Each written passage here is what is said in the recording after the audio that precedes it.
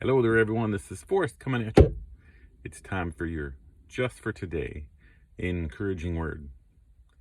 Carrying the message, not the addict. Do you understand that one? Carrying the message, not the addict. I remember when my mom carried me too much and I made myself I had myself an irresponsible life where everybody else had to be responsible for me. I'd make up excuses.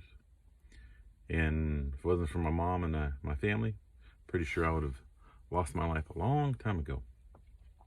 But here we go. They can be analyzed, they can be counseled, they can be reasoned with, prayed over, threatened, beaten, or locked up. But they will not stop until they want to stop. That's me right there. I was analyzed, I was counseled, I was reasoned with, I was prayed over many times, I was threatened, I definitely was beaten, I was definitely locked up, but I didn't want to stop until I thought I was literally going to die and go to hell. I was very scared one day, and I can remember walking across in San Antonio, one of my drug neighborhoods, and I was saying, God, if you're real, you're going to have to show me, because I'm going to either end up killing myself or going back to prison. And this time I'm not going back. And then 3 days later, my mother gave me a phone number to Portland, Oregon. And that's when I flew up here. And I was really sick and tired of being sick and tired. Because when you have an addict in your life, or if you have someone that is a mental abuser in your life, same thing. If they mentally abuse you, they're addicted to doing that. And let's go. Perhaps one of the most difficult truths we must face in our recovery is that we are as powerless over another's addiction as we are over our own. We are powerless. You can't change someone. You can't recover for someone else who doesn't want to recover. You can't. By your actions aren't going to change anything. You're just going to run yourself into the ground. My mom almost went broke and lost her husband because of the stupid stuff I used to do. We may think that we've had a spiritual awakening in our lives. We should be able to persuade another addict to find recovery. Boy, when I first got into recovery, I thought I could save everybody. Hey, look, I did it. Just do what I'm doing. But I can remember that they did what I was doing, but they didn't want to change. They didn't want to stop. But they didn't do it 100% because of the want in their heart. But there are limits to what we can do to help another addict. There's only limits. I know a guy that stayed sober for over a year. 2 people stayed sober for over a year and a half. And then I could see how they step away and they get into work or they get into a relationship. And then they stop coming to recovery group. Then they stop coming to church. And then just little by little. And the next thing I know is, dang, Forrest, I should have listened to you. Dang, Forrest, can you help me out? I said, yeah, I can direct you to a recovery place, but I'm not going to carry you, buddy.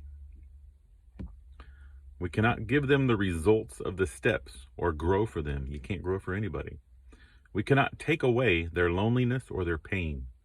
This is probably going to be a little long one, but how many times have you tried to take away someone's loneliness or someone's pain? I've tried to take on their pain, but the only thing you can do is walk with them. And that's why when I tell someone, hey, I'll walk with you in the pain, I'll walk with you in the fire. But the minute you try to drag me down, I'm gone. If you want to stay doing dope, sorry, buddy, I'm not going to hang around while you're doing dope. If you want to stay high, I might hang out with you for 5 or 10 minutes. I'm going to hug you. I'm going to leave you. Because I'm not going to, what does it say? I'm not going to carry the addict. It says, we cannot take away their loneliness or their pain. There is nothing we can say to convince a scared addict to surrender the familiar misery of addiction for the frightening uncertainty of recovery.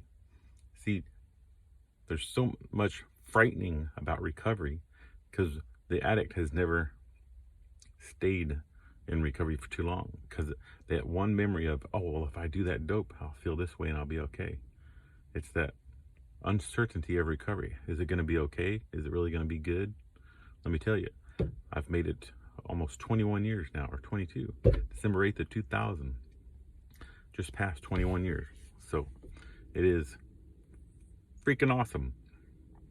We cannot jump inside other people's skins, shift their goals, or decide for them what is best for them. So many people out there still doing dope, still drinking, still hurting people. The people who hurt people, the mental abusers, those are the ones that they don't, I can't say they don't know what they're doing. They know what they're doing, but because that's what they get their feeling from or their identity from, they want someone else to change to make the situation better. So the mental abuser wants you to change so that you can stay in their relationship so they don't have to change. However, if we refuse to try to exert this power over another's addiction, we may help them. They may grow if we allow them to face reality. Some people say, what kind of a pastor are you? What kind of a drug counselor are you? When you let people face the reality. Hey, I said to their face, I will walk with you in the fire. I'll go to a meeting with you, but I'm not going to walk with you in your addiction while you're using drugs. But I'll help you face your reality. Painful though it may be, they may become more productive by their own definition, as long as we don't try to do it for them. The more you try to do it for them, the longer it's going to take. You got to let them hit rock bottom. And sometimes it's going to be scared because you're going to think they're going to kill themselves, and it's going to be death. But the one thing I try to encourage people is, hey, share with them your feelings. Say, hey, I wish I could hang around you. I wish I could stay with you. But when you're doing dope, it hurts me. When I see you high, it just wrenches my heart and it breaks my heart. And I can't hang around you while you're doing dope. Be honest with them. Tell them you're killing yourself. I love you, but I can't watch you kill yourself because it hurts me too bad. They may grow if we allow them to face reality. Painful though it may be, they may become productive by their own definition. They can become the authority on their own lives, provided we are only authorities on our own. We got to share our message. Remember, top of it says carrying the message. We got to share our message of how we changed.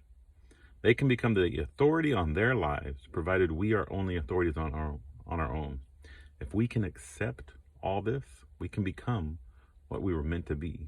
Do you know what you were meant to be? I know you weren't meant to be an addict. I know you weren't meant to be a high person. I know you weren't meant to be an abuser. You were meant to be a child of God. He created you. He set you apart for something special.